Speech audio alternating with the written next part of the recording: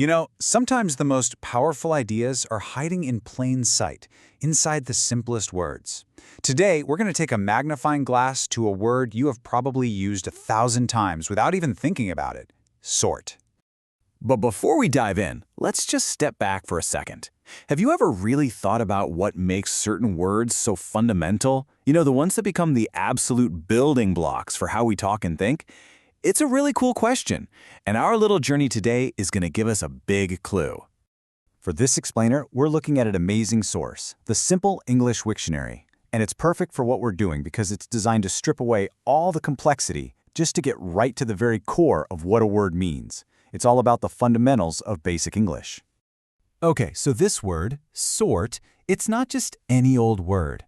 According to our source, it's one of the 1,000 most common head words in the entire English language. That puts it right up there with words like the, is, and have. I mean, it is a true workhorse of our language. So, to really get a handle on its power, we're going to break it down into its two main jobs.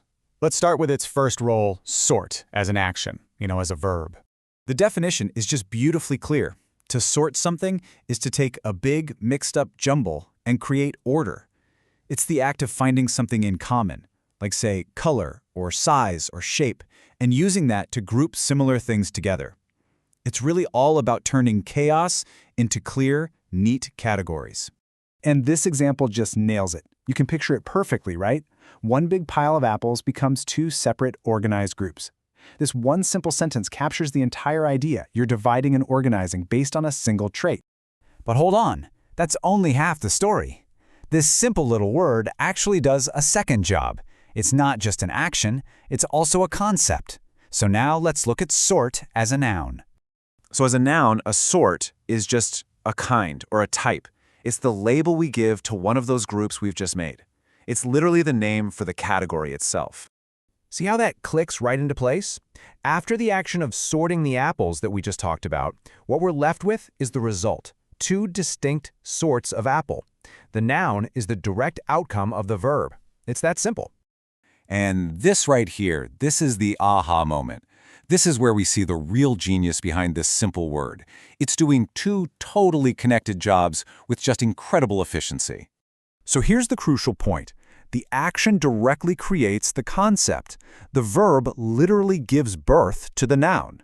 You perform the action of sorting, and what you get are different sorts. It's this perfect self-contained little loop. This is that secret power we mentioned at the start. This kind of dual-purpose design is what makes the basic words of a language so incredibly powerful and efficient. One short sound, sort, contains both the process and the result. It's just elegant. Now, this idea of sorting things, it's not just an English thing. It's something that is deeply, fundamentally human. So let's zoom out a bit and see just how far this idea really travels.